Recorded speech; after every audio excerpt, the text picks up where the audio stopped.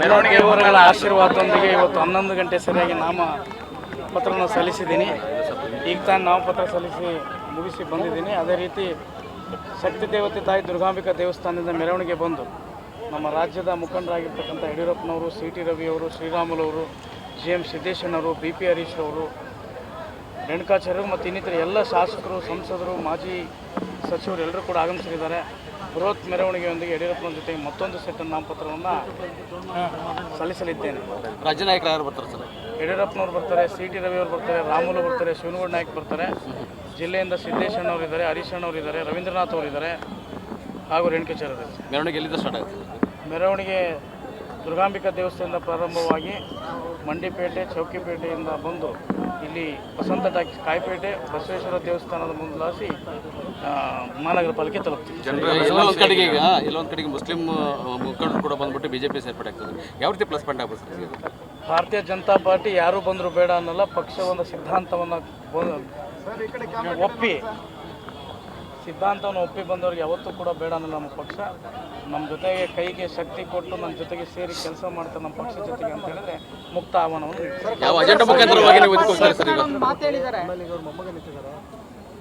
ನಾನು ನಿನ್ನೆನೂ ಹೇಳಿದ್ದೆ ತಮ್ಮ ಎದುರಿಗೆ, ಕಾಂಗ್ರೆಸ್ ಎದುರಾಳಿ ಅಷ್ಟೇ, ನನಗೆ ಯಾರೂ ಅಲ್ಲ. ಕಾಂಗ್ರೆಸ್ ದುರಾಡಳಿತ ವ್ಯವಸ್ಥೆ ವಿರುದ್ಧ ನಮ್ಮೆಲ್ಲ ಬೂತ್ ಮಟ್ಟದ ಕಾರ್ಯಕರ್ತರು ಹೋರಾಟ ಮಾಡ್ತಾರೆ. ಅದರಲ್ಲಿ ಎರಡನೇ ಮಾತಿಲ್ಲ. ಮೇ 4ರಂದು ವಿಜಯದ ಪತಾಕೆ ಹಾರಿಸ್ತೀವಿ. ದಕ್ಷಿಣ ಈ ಬಾರಿ ದಾವಣಗೆರೆ ದಕ್ಷಿಣ ಬಿಜೆಪಿ ಪಾಲಾಗುತ್ತೆ. ಸರ್, ಬಸನಗೌಡ ಪಾಟೀಲ್ ಯತ್ನಾಳ್ ಬಿಜೆಪಿ ಸಮರ್ಥ ಅಭ್ಯರ್ಥಿನ ಹಾಕಿಲ್ಲ ಅಂತ ಹೇಳ್ತಾ ಇದ್ದಾರೆ. ಬಸವನಗೌಡ ಯತ್ನಾಳ್ರವರು ಯಾವ ರೀತಿ ಹೇಳಿದಾರೋ ಗೊತ್ತಿಲ್ಲ. ಹಿರಿಯರವರು ನಮಗಿಂತ ಅನುಭವಿಸ್ತಿರ್ತಾರೆ. ಒಬ್ಬ ಭಾರತೀಯ ಜನತಾ ಪಾರ್ಟಿ ರಾಷ್ಟ್ರೀಯ ಪಕ್ಷ ಯಾವುದೇ ರೀತಿಯಂತ ನಿರ್ಧಾರ ಮಾಡಿಲ್ಲ ಅಂತ ಎಲ್ಲರಿಗೂ ಗೊತ್ತಿದೆ. ಮೇ 4ಕ್ಕೆ ಉತ್ತರ ಕೊಡ್ತೀವಿ, ನೋಡ್ತೀವಿ. ಸರ್, ಕಾಂಗ್ರೆಸ್ ಟಿಕೆಟ್ ಬಗ್ಗೆ ಏನಾದರೂ ಕಾಮೆಂಟ್ ಮಾಡ್ತೀರಾ? ಸರ್, ಈಗ ಅದವ್ರ ಆಂತರಿಕ ವಿಚಾರ. ಅದು ಯಾವಾಗಲೂ ಕೂಡ ನಾವು ನಮ್ದು ಏನು ಅಜೆಂಡಾವನ್ನು ಇಟ್ಕೊಂಡು ಮುಂದೆ ಹೋಗ್ತಾ ಇದ್ದೀವಿ, ಅಭಿವೃದ್ಧಿಯ ಪದದತ್ತ ಬಿಜೆಪಿ ಅಂತ ಏನು ಹೋಗ್ತಾ ಇದೀವಿ ಅದ್ರ ಮುಂದೆ ಇಟ್ಕೊಂಡು ರಾಜಕೀಯ ಮಾಡ್ತೀವಿ. ಸರ್, ತುಂಬ ಒಳ್ಳೆಯ ಆಲ್ರೆಡಿ ದಾವಣಗೆರೆ ದಕ್ಷಿಣ ಕ್ಷೇತ್ರದ ಮತದಾರರು ಮತ್ತು ಕಾರ್ಯಕರ್ತರು ಭಾಳ ಹುಮ್ಮಸ್ಸಿನಲ್ಲಿದ್ದಾರೆ.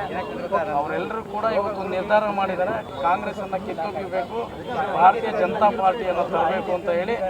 ಇವತ್ತು ಅದಕ್ಕಿಂತ ಎಲ್ಲ ಖುಷಿಯಾಗಿ ಏನಿದೆ ಅಂದರೆ ಒಬ್ಬ ಸಾಮಾನ್ಯ ಕಾರ್ಯಕರ್ತನ ಟಿಕೆಟ್ ಕೊಟ್ಟಿದ್ದಾರೆ ಅನ್ನೋದಂಥದ್ದು ಏನಿದೆ ಅದು ಭಾಳ ಹುಮ್ಮಸ್ಸಿದೆ. ದಾವಣಗೆರೆ ದಕ್ಷಿಣದಲ್ಲಿ ಒಬ್ಬ ಬಡವನ ಮಗ, ಹಮಾಲಿ ಮಾಡ್ತಕ್ಕಂಥ ನಮ್ಮ ಮಗ ಇವತ್ತು ಶಾಸಕನ ಮಾಡಲೇಬೇಕು ಅಂತ ಹೇಳಿ ದಾವಣಗೆರೆ ದಕ್ಷಿಣ ಕ್ಷೇತ್ರದ ತೀರ್ಮಾನ ಮಾಡಿದೆ.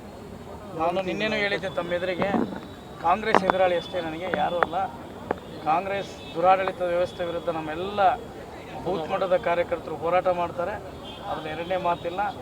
ಮೇ 4ರಂದು ವಿಜಯದ ಪತಾಕೆ ಹಾರಿಸ್ತೀವಿ. ದಕ್ಷಿಣ ಈ ಬಾರಿ ದಾವಣಗೆರೆ ದಕ್ಷಿಣ ಬಿಜೆಪಿ ಪಾಲಾಗುತ್ತೆ. ಸರ್, ಬಸನಗೌಡ ಪಾಟೀಲ್ ಯತ್ನಾಳ್ ಬಿಜೆಪಿ ಸಮರ್ಥ ಅಭ್ಯರ್ಥಿನ ಹಾಕಿಲ್ಲ ಅಂತ ಹೇಳ್ತಾ ಇದ್ದಾರೆ. ಬಸವನಗೌಡ ಯತ್ನಾಳ್ರವರು ಯಾವ ರೀತಿ ಹೇಳಿದಾರೋ ಗೊತ್ತಿಲ್ಲ. ಹಿರಿಯರವರು ನಮಗಿಂತ ಅನುಭವಿಸ್ತಿರ್ತಾರೆ. ಒಬ್ಬ ಭಾರತೀಯ ಜನತಾ ಪಾರ್ಟಿ ರಾಷ್ಟ್ರೀಯ ಪಕ್ಷ ಯಾವುದೇ ರೀತಿಯಂತ ನಿರ್ಧಾರ ಮಾಡಿಲ್ಲ ಅಂತ ಎಲ್ಲರಿಗೂ ಗೊತ್ತಿದೆ. ಮೇ 4ಕ್ಕೆ ಉತ್ತರ ಕೊಡ್ತೀವಿ, ನೋಡ್ತೀವಿ. ಸರ್, ಕಾಂಗ್ರೆಸ್ ಟಿಕೆಟ್ ಬಗ್ಗೆ ಏನಾದರೂ ಕಾಮೆಂಟ್ ಮಾಡ್ತೀರಾ? ಸರ್, ಈಗ ಅದವ್ರ ಆಂತರಿಕ ವಿಚಾರ. ಅದು ಯಾವಾಗಲೂ ಕೂಡ ನಾವು ನಮ್ದು ಏನು ಅಜೆಂಡಾವನ್ನು ಇಟ್ಕೊಂಡು ಮುಂದೆ ಹೋಗ್ತಾ ಇದ್ದೀವಿ, ಅಭಿವೃದ್ಧಿಯ ಪದದತ್ತ ಬಿಜೆಪಿ ಅಂತ ಏನು ಹೋಗ್ತಾ ಇದೀವಿ ಅದ್ರ ಮುಂದೆ ಇಟ್ಕೊಂಡು ರಾಜಕೀಯ ಮಾಡ್ತೀವಿ. ಸರ್, ತುಂಬ ಒಳ್ಳೆಯ ಆಲ್ರೆಡಿ ದಾವಣಗೆರೆ ದಕ್ಷಿಣ ಕ್ಷೇತ್ರದ ಮತದಾರರು ಮತ್ತು ಕಾರ್ಯಕರ್ತರು ಭಾಳ ಹುಮ್ಮಸ್ಸಿನಲ್ಲಿದ್ದಾರೆ. ಅವರೆಲ್ಲರೂ ಕೂಡ ಇವತ್ತು ನಿರ್ಧಾರ ಮಾಡಿದ್ದಾರೆ, ಕಾಂಗ್ರೆಸ್ಸನ್ನು ಕಿತ್ತೊಗೆಯಬೇಕು, ಭಾರತೀಯ ಜನತಾ ಪಾರ್ಟಿಯನ್ನು ತರಬೇಕು ಅಂತ ಹೇಳಿ. ಇವತ್ತು ಅದಕ್ಕಿಂತ ಎಲ್ಲ ಖುಷಿಯಾಗಿ ಏನಿದೆ ಅಂದರೆ ಒಬ್ಬ ಸಾಮಾನ್ಯ ಕಾರ್ಯಕರ್ತನ ಟಿಕೆಟ್ ಕೊಟ್ಟಿದ್ದಾರೆ ಅನ್ನೋದಂಥದ್ದು ಏನಿದೆ ಅದು ಭಾಳ ಹುಮ್ಮಸ್ಸಿದೆ. ದಾವಣಗೆರೆ ದಕ್ಷಿಣದಲ್ಲಿ ಒಬ್ಬ ಬಡವನ ಮಗ, ಹಮಾಲಿ ಮಾಡ್ತಕ್ಕಂಥ ನಮ್ಮ ಮಗ ಇವತ್ತು ಶಾಸಕನ ಮಾಡಲೇಬೇಕು ಅಂತ ಹೇಳಿ ದಾವಣಗೆರೆ ದಕ್ಷಿಣ ಕ್ಷೇತ್ರದ ತೀರ್ಮಾನ ಮಾಡಿದೆ.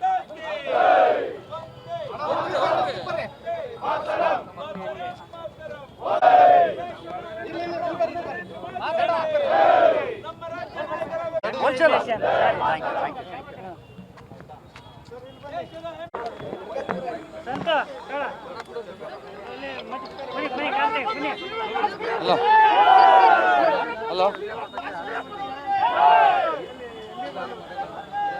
ಶ್ರೀನಿವಾಸ